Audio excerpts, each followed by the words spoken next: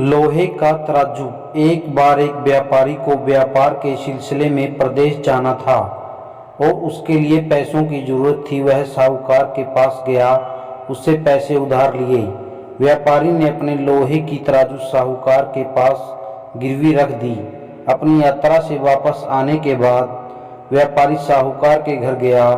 उसने उसके पैसे वापस किए और उससे अपनी तराजू मांगी। लालची साहूकार बोला, मेरी दुकान में बहुत सारे चूहे हैं, चूहों ने तुम्हारी तराजू कुतर दी। व्यापारी को पता था साहूकार झूठ बोल रहा है, पर उसने साहूकार से कोई बहस नहीं की। उसने कहा, कोई बात नहीं, मैं तुम्हारे लिए रेशम के कुछ कपड़े की थान लाया हूँ, क्या तुम अपने बेटे को मेरे साथ भेज दोगे? वह कपड़ों के थान को लेकर वापस आ जाएगा। सौदागर की आंखें चमक उठी और उसने अपने बेटे को व्यापारी के साथ भेज दिया। व्यापारी साहूकार के बेटे को एक गुफा में ले गया और बोला, मैंने अपना सामान इस गुफा में रखा हुआ है, अंदर जाकर 2 थान निकाल लो। जैसे ही लड़का अंदर गया, व्यापारी ने गुफा का दरवाजा बंद कर दिया। व्यापारी अकेला साहूकार के पास गया। परेशान साहूकार ने पूछा, मेरा बेटा कहाँ है?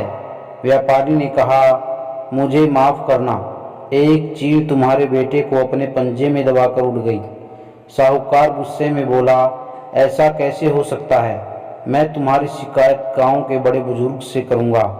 जब बुजुर्गों ने व्यापारी से लड़के को वापस करने को कहा तो व्यापारी बोला, जब लोहे के तराजू को चूहा खा सकता है तो लड़के को चील कैसे नहीं उठा सकती? उन लोगों ने व्यापारी से पूरा मामला बताने को कहा। व्यापारी की बात सुनकर बुजुर्गों ने साहूकार को तराजू वापस देने को कहा। शिक्षा। मित्रों, जैसा बीज बोओगे वैसी फसल काटोगे। दोस्तों, इस तरह की कहानी सुनने के लिए हमारे चैनल को लाइक और सब्सक्राइब करें। नॉलेज विद शौकीन।